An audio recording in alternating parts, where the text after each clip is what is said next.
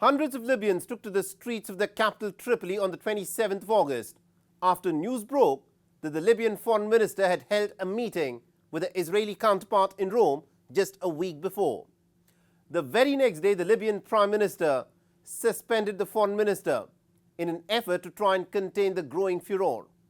The meeting is considered contentious because Libya does not formally recognize Israel and is supportive of the Palestinian cause. Additionally, a 1957 Libyan law deems it illegal to normalize relations with Israel. While the Libyan Foreign Minister has labelled the meeting as unplanned and informal, the Israeli version claims that it lasted for well over 2 hours and it was approved at the very highest levels in Libya. The Libyan Foreign Minister has now fled to Turkey, fearing for her safety, after being referred for an investigation by the Prime Minister.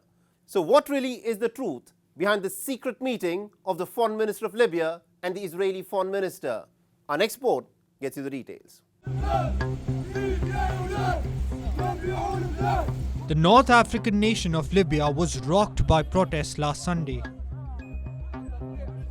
Hundreds of angry demonstrators assembled in front of the Foreign Ministry headquarters. Carrying Palestinian flags, they shouted slogans, burned tires, and blocked a main road in the capital, Tripoli. Reports of protesters setting tires on fire, blocking main roads, and burning Israeli flags were also reported from other Libyan cities like Misrata, Yifren, and Zlatan.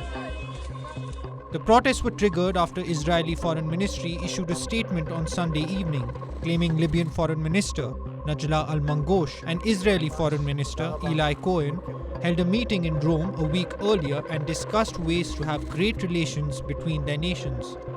Sparking anger and controversy throughout the country, the meeting was rejected by the Libyans.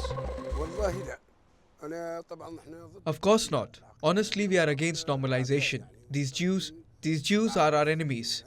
They displace the Palestinian people and treat them with no mercy and are not giving them any part of their rights. We condemn this meeting with Israel, especially if the normalization was planned. And if this meeting really happened, and it's not staged or something, then honestly, this is not acceptable to Libyans. While the meeting was considered a small breakthrough for Israel's government, Abdul Hamid Dabiba, who heads the government of national unity in Tripoli, suspended the foreign minister the next day in damage control. He also launched an investigation into the meeting, the first between top diplomats of Libya and Israel. On Thursday evening, during a televised ministerial meeting, adopting a tough stance, Dabiba rejected the prospect of normalizing relations with Israel. Before I assumed this mission, I affirmed a categorical and complete rejection of any form of normalization and a complete bias towards the Palestinian people and their just cause.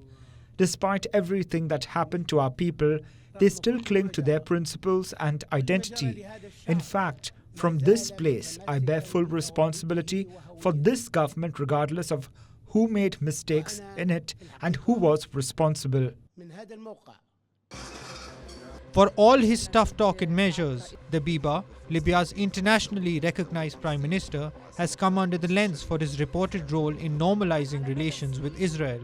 Analysts are of the opinion that al-Mangosh, Libya's first female foreign minister, has taken the fall for decisions made by Libya's rival leaders, Dabiba and the military strongman Khalifa Haftar. Reportedly, Dabiba had given initial approval for joining the US-brokered Abraham Accords as well, but has now backtracked given the public backlash. Whether the contentious meeting took place at Dabiba's behest or not is a subject of conjecture, but surely al-Mangosh, whose whereabouts are unknown, has emerged as the scapegoat in this entire episode.